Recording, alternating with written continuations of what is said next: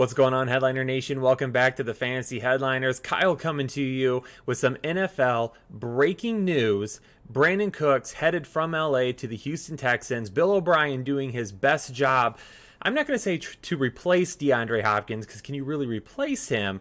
But to at least get Deshaun Watson another weapon in that offense. And I'll tell you one thing, regardless of what you think about this trade or other trades, it was an absolute necessity for him to get another weapon for Deshaun Watson. He goes and does that. Will it be the best trade that we've seen? I can tell you this, it probably won't be the worst trade that we've seen from Bill O'Brien. But let's talk specifics a little bit more about this trade. Again, Brandin Cooks headed from LA to the Houston Texans. The Texans are going to get Cooks in a 2022 fourth rounder, and the Rams are going to get the 57th overall pick in 2020.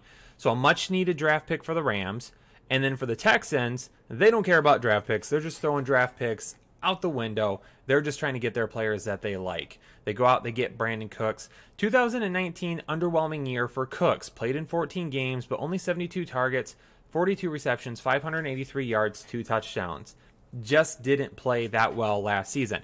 And since he's been in LA, he's been overshadowed a little bit. So I think right now a lot of people are like, Brandin Cooks, okay, that's great. But I think we truly forget how good Brandin Cooks has been. Maybe it's because of Todd Gurley in LA. Todd Gurley overshadowed him. Robert Woods has played better than him at times this year. Cooper Kupp's played better than at times than him this year. Tyler Higbee was hot down the stretch last year. And an offense that seemed to put all the weapons in the right places, you seem to forget about Brandin Cooks for some reason. But let's talk about why we can't forget about Brandin Cooks. Can we expect a bounce back this year? From 2015 through 2018, 118 targets, 76 receptions, 1,149 yards, 7 touchdowns. That's what he averaged per season between 2015 and 2018. So Brandin Cooks was no slouch. He was a top-end wide receiver in the league. Now, one fear that a lot of people have, and I'm one of those people that when a new wide receiver, or when a wide receiver goes to a new team, it could be a little rough. New game plan, new QB got to get on the same page with. Even this year, we're still a little concerned about that. When are these guys going to be able to get together? With everything going on, the shelter in places, the coronavirus, everything like that, when are these guys going to be able to get together and actually work together? In the past, new team, no problem for Brandin Cooks. His first and only year in New England, 114 targets, 65 receptions, 1,082 yards. His first year in LA, 117 targets, 80 receptions, 1,204 yards. So in the past, it hasn't really mattered for Brandin Cooks. He's been able to get through that, work through that, get up to speed with the game plan, and be the top weapon, or one of the top weapons, for his quarterback. So what are we going to see in 2020 from Brandin Cooks in Houston? I have to imagine he's going to be Deshaun Watson's number one target right away if Will Fuller is not on the field. I will tell you, even if Brandin Cooks doesn't end up putting together a big season for us, maybe he splits the difference between last year and something that we've seen from him in the past. So maybe about 800 yards, 700, 800 yards, 4 to 5 touchdowns, 60 to 70 receptions, something like that. Let's say he gets in that area. Brandin Cooks now being on the field is going to make some of those other weapons much better. Will Fuller, if Will Fuller can stay healthy for an entire year, he's going to be able to stretch the field and one-on-one coverage all the time. So Will Fuller gets a huge bounce up for me here because of that.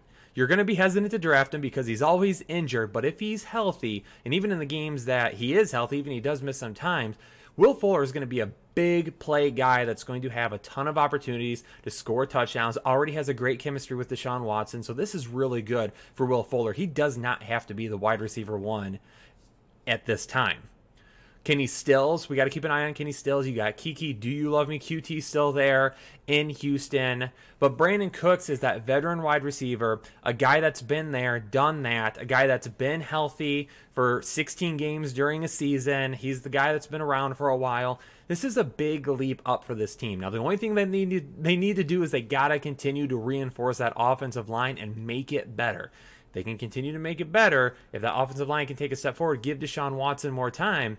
This isn't DeAndre Hopkins by any means, but having another weapon like this on the field to help pull away some of those defenders is going to be huge, not only for Deshaun Watson, but for the guys around him.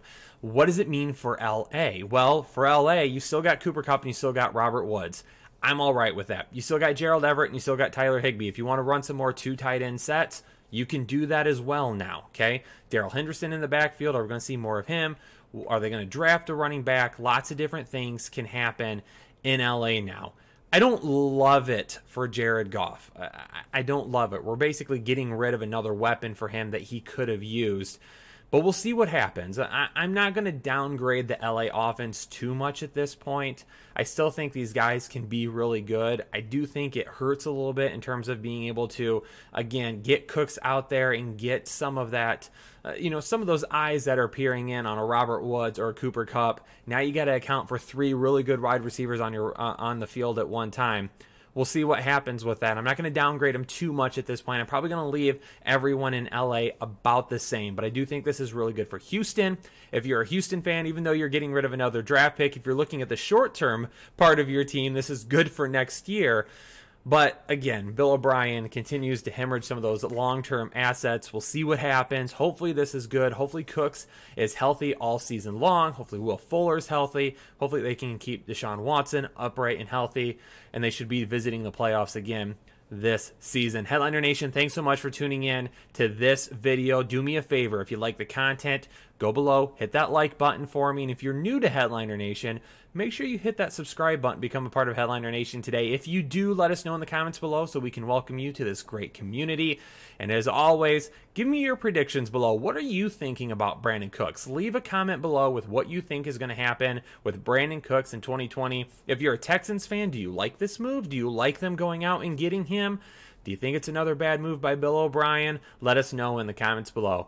Headliner Nation, have a great day. Stay inside, stay safe, and we'll catch you on the next show. Thanks.